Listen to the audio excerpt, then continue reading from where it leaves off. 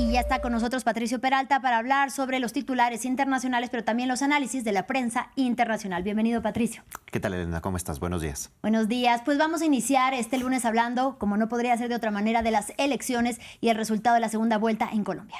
Así es. Abelardo de la Espriella se ubica como ganador de este balotaje tras el preconteo del domingo con una diferencia de casi 250,000 votos, de menos de 250,000 votos. Con este resultado, El Espectador abre con esta portada que señala a unir un país dividido. El medio explica que el reto será ahora reconciliar Colombia y recoge la declaración de Abelardo de la Espriella, que apuntó precisamente a ese tema.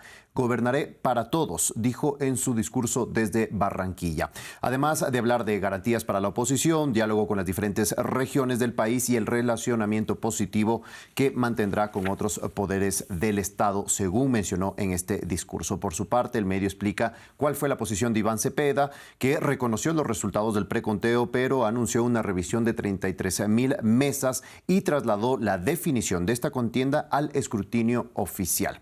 Ahora, pasamos al medio El Heraldo de Barranquilla, justamente donde recibió los resultados de la Espriella, que titula "Comienza la era del tigre", su símbolo y eslogan pues, de toda esta campaña. Y recoge otra parte de la declaración de Abelardo de la Espriella, en la que pide a Gustavo Petro y Iván Cepeda que reconozcan estos resultados y que más bien se dediquen a una oposición en el Senado.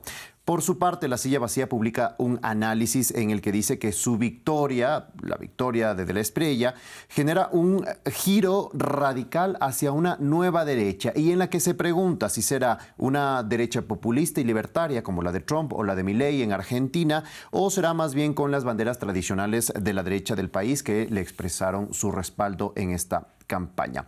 Además, el medio menciona que ganó de la Espriella al encarnar tres cosas principales: el castigo a Petro, a Gustavo Petro, el presidente, la promesa de orden y la ilusión de un país que anhela un presidente que le apueste a la iniciativa privada, pero también al mérito y a los valores tradicionales. Pasamos finalmente con RCN, que publica este mapa electoral en el que señala que hubo tres dinámicas a nivel territorial.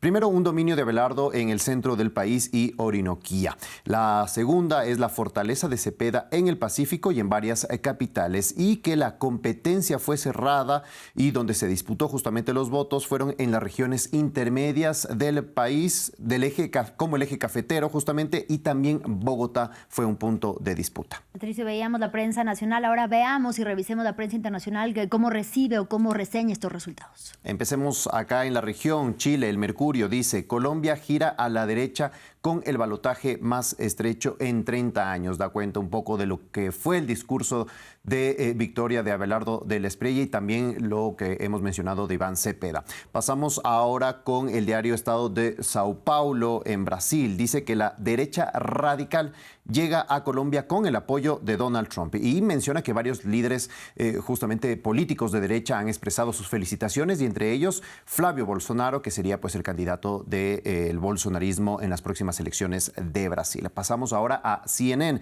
que publica conclusiones que dejan estas elecciones. Primero, que la polarización se impuso en Colombia. Con dos bandos muy opuestos, dice el medio, el reto de la Espriella es la gobernabilidad. Con un Congreso fragmentado será muy difícil conseguir una mayoría. La segunda conclusión: Cepeda casi roza la remontada y da algunas cifras. Explica que pasó de 9,6 millones de votos en la primera vuelta a 12,6 millones de votos, mientras que de la Espriella pasó de 10,3 a 12,9. Es decir, Cepeda tuvo mucho más terreno, ganó mucho más terreno, pero esto no le alcanzó. Menciona el medio, además, de que hubo más votos en blancos que justamente la diferencia corta que les explicaba. Fueron 420,000 votos en blanco, mientras que la diferencia entre ellos fue de poco menos de 250,000. La tercera conclusión es que el escrutinio, esta palabra, va a ser utilizada en los próximos días justamente por lo reñido de esta contienda y porque, dice el medio, es la primera vez que un candidato y un presidente pues hablan de esperar a este escrutinio final y no quedarse únicamente con el preconteo. Y la cuarta conclusión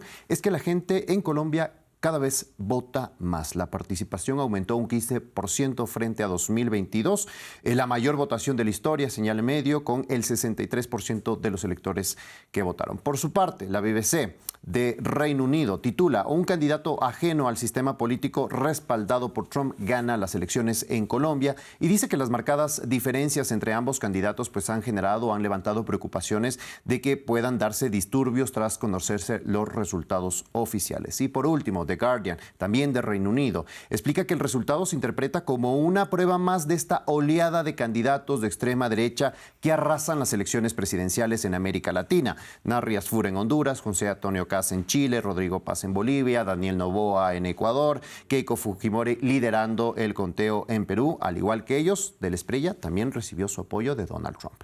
Y ahora, Patricio, para finalizar esta revista de prensa, vamos a hablar que en América, mientras unos llegan, en el viejo continente en Europa, otros se van. Estamos hablando del ex primer ministro británico Keir Starmer. Así es, seguimos con prensa británica. The Guardian dice que fue un éxito ciertos temas, ciertas medidas que tomó el primer ministro Starmer, pero también tuvo varios fracasos, y detalla aquí algunos. Por ejemplo, éxito: el impulso para la gente trabajadora con el proyecto de ley de derechos laborales que entró en vigencia en diciembre. Además, señala que fue positivo el aumento salarial del 4,1% que está vigente desde abril de este año. Otro éxito: estadista internacional, y menciona que esto se lo dice sobre todo por cómo manejó las relaciones con Donald Trump en el momento de los aranceles, y que llegó a este acuerdo comercial y fue el primero de los países que lo consiguió. Otro éxito, dice el medio, es cumplir la promesa de reducir la migración, que en los últimos 12 meses, menciona el medio, la migración neta en Reino Unido disminuyó un 48%, que era una de las preocupaciones principales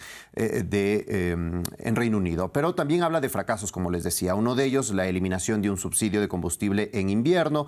Fracasó también una política de bienestar. En lo económico también tuvo varios fracasos, y sobre todo también la designación de Peter Mandelson vinculado al caso Epstein, que justamente golpeó en esas últimas elecciones locales. Ahora pasamos a The Independent, que abrió con la declaración de Donald Trump del domingo, en la que dijo que Starmer renunciaría antes de que el propio primer ministro lo diga o lo anuncie este lunes. Finalmente, Al Jazeera describe que incluso los oponentes lo consideraban a Starmer como un hombre decente, bueno, pero lamentablemente impopular, y eso le ha pasado factura este año y por eso renuncia. Finalmente tenemos Al Jazeera. Así es, justamente lo que te decía, que muchos de sus opositores lo han calificado como un hombre decente, pero que su popularidad cayó en picada y que no ha logrado sostenerla, y por eso está renunciando. Y al interior de su partido también, las presiones, ya decíamos, durante semanas para que finalmente renunciara el día de hoy. Gracias, Patricio, por la información. A ti, Elena, ya nos vemos.